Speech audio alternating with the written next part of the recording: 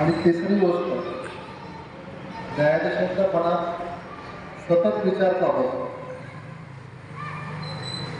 वेगवेगळ्या केसेसच्या वेगवेगळ्या फॅक्ट्स असतात, वेगवेगळे आर्ग्युमेंट्स वेगवेगळे वकील येऊन करतात आणि मग विचारमंथन चालू होतं. जरी न्यायाधीश कोर्टात नसते, घरी असते, बाहेर असते, तरी तो सतत विचार त्याच्या मनात चालू असतो. त्यामुळं न्यायाधीश बोलत नाहीत असं जरी म्हटलं तरी कमी निश्चित बोलतात असं मला म्हणायचं या ठिकाणी. या ठिकाणी आल्यानंतर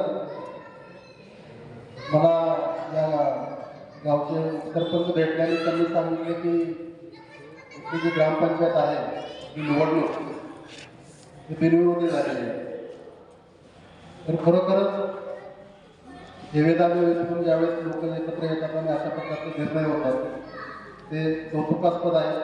त्याबद्दल मी या ग्रामपंचायतीला या ठिकाणी मी शुभेच्छा देतो. आता या शाळेचे मुख्याध्यापक आहेत, त्यांनी आपल्याला सांगितलं की भांडणं विसरली पाहिजे किंवा तुम्हाला जर काही कायद्याचे विद्यार्थी आहेत तुम्हाला कोणती केस न मिळो अशा प्रकारचा आशीर्वाद वगैरे दिलेला असं. त्याबद्दल मी काय बोलणार नाही. माणसाची प्रवृत्ती भांडणं होत राहणार, त्यामुळे तुम्हाला केसेस मिळणार नाही अशी काही चिंता करायची गरज नाही. परंतु भांडणाचा विषय हा थोडासा बाजूला ठेवला तर मी असं म्हणेन त्याच्या जोडीला की आपण प्रामाणिक असलं पाहिजे, ऑनेस्ट असलं पाहिजे. कारण असं आहे की आपण पेपरला वाचतो किंवा समाजामध्ये बघतो की हा भ्रष्टाचार इतका बोकाळलेला आहे भयंकर.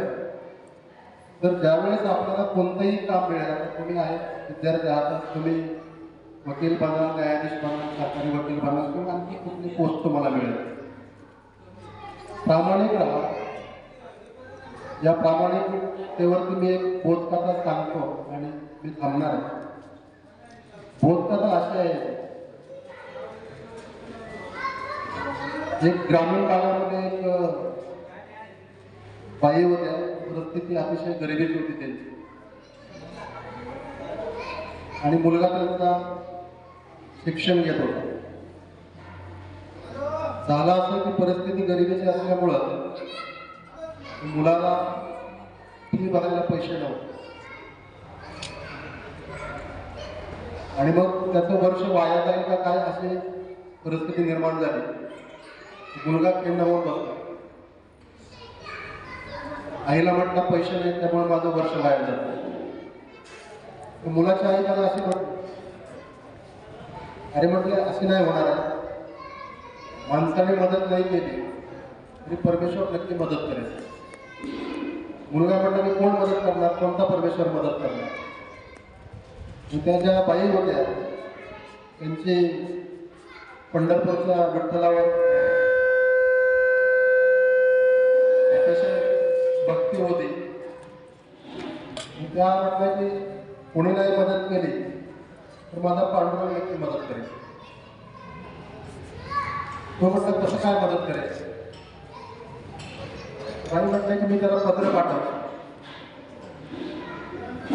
पोस्टातून पत्र आणलं, मुलाला दिलं. पत्ता काय टाकायचा असं मुलाला विचारल्यानंतर आईने सांगितलं की बाबा स्वर्ग म्हणून पत्ता दे. स्वर्ग म्हणून पत्ता दिला. पत्र पोस्टकार्डमध्ये टाकलं. जे काही पोस्टमन होते त्यांनी ते वाचल्यानंतर म्हटलं की बहुधा कोणीतरी वेड्याने पत्र लिहिलंय, कचऱ्यामध्ये टाकून दे. तरी दुसरे जे पोस्टमन होते त्यांनी ते जे काही पोस्टमास्टर होते मुख्य त्यांच्याकडे पत्र लिहिलं ते आणि ज्या पत्रावरून जे पत्र आलं त्या पत्रावर त्यांनी मनोरंजन केली. सगळ्या कर्मचाऱ्यांनी वर्गणी केली. 300 रुपये मनोरंजन केली त्या बाई. फी भरायची होती ते 400 रुपये लागणार होते. मनोरंजन आल्यानंतर बाईला अतिशय आनंद झाला. मुलाला म्हटलं की बघ म्हटलं तू म्हटली पांडुरंगाची मदत करणार नाही आणि पांडुरंगाने मदत केली. मनोरंजन काढली. 300 रुपये दिला. मुलगा म्हटला की मी मला 400 रुपये पाहिजे, 300 रुपये आले. पांडवांनी 300 रुपये पाठवले.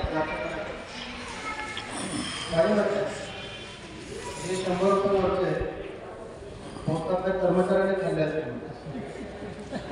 ऍक्च्युली पांडुरंगाने 400 पाठवले होते, पण 100 रुपये पोस्टातल्या कर्मचाऱ्याने खाल्ले.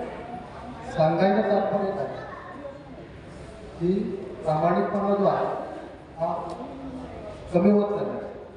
पदे मिळतात, सगळ्या गोष्टी आहेत, पण प्रामाणिकपणा हा जपला पाहिजे. न्यायसंस्थेचं बिंदुवाक्य आहे यतो धर्म तत्व जया.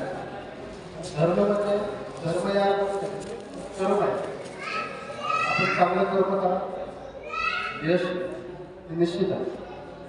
एवढे बोलून थांबतोय आणि सर्वांना शुभेच्छा देतो.